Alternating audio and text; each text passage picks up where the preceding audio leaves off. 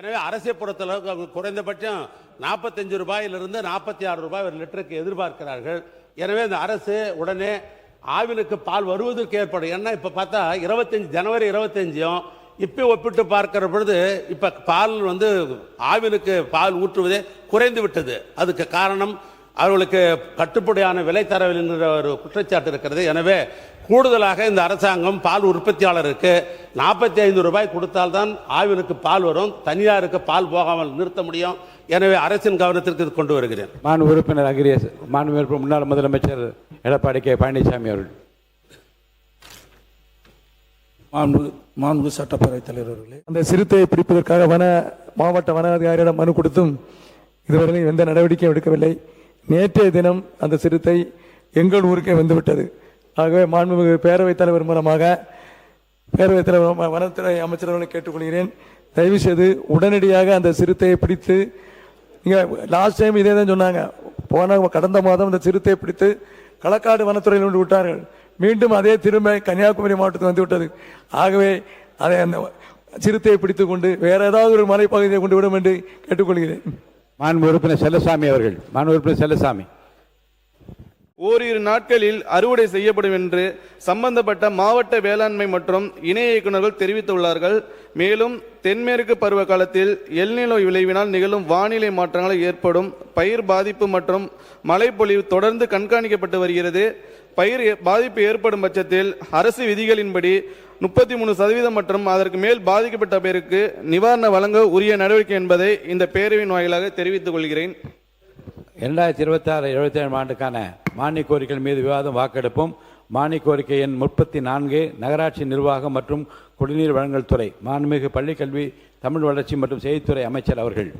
மேடி அவர்கள் ஐஏஎஸ் உள்ளிட்ட senior IAS அதிகாரிகள் முன்னிலையிலே மாண்பு முதலமைச்சராக இருந்த எங்கள் தலைவரிடம் இந்த கமிட்டி ஆய்வறிக்கை அளித்தது.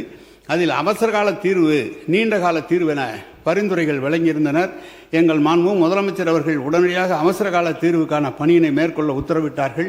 அதன் அடிப்படையில் சென்னை வெள்ளத்தடுப்பு பணிகள் என்ற அடிப்படையில் மழைநீர் வடிகால்கள் அமைக்கும் பணிகள், புதிய மழைநீர் வடிகால் அமைக்கும் பணிகள் உள்ளிட்ட திருப்புகழ் கமிட்டி அளித்த 161 இலக்குகள் மீதான நடவடிக்கைகள் எடுக்கப்பட்டு பணிகள் நிறைவேற்றப்பட்டன.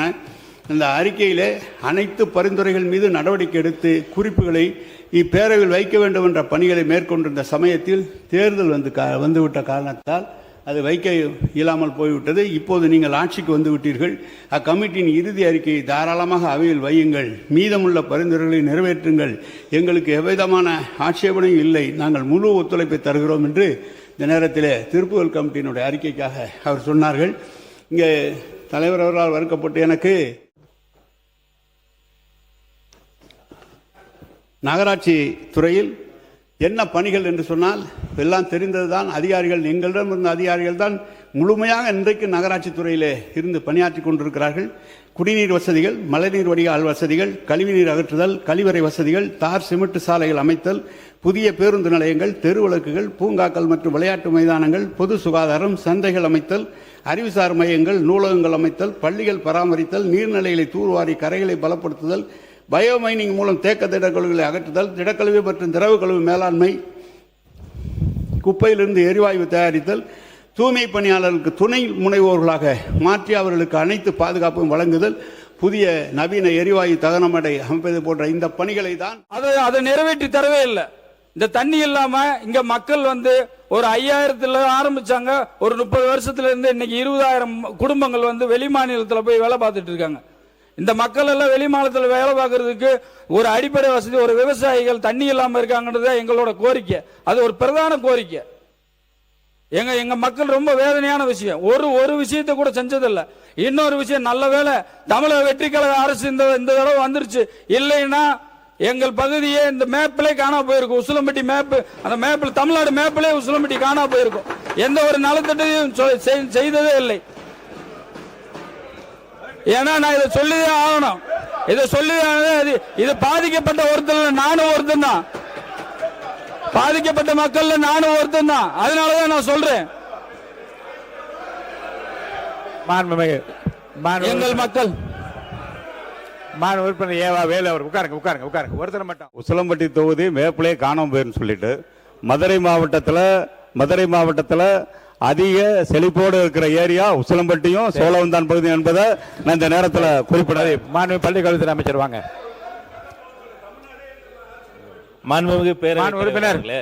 மாண்பு உறுப்பினர் தொடர்ந்து இப்படிப்பட்ட வார்த்தைகளை நீங்கள் பிரயோகித்தால் நடவடிக்கை எடுப்பேன். அமைதியா இருங்க.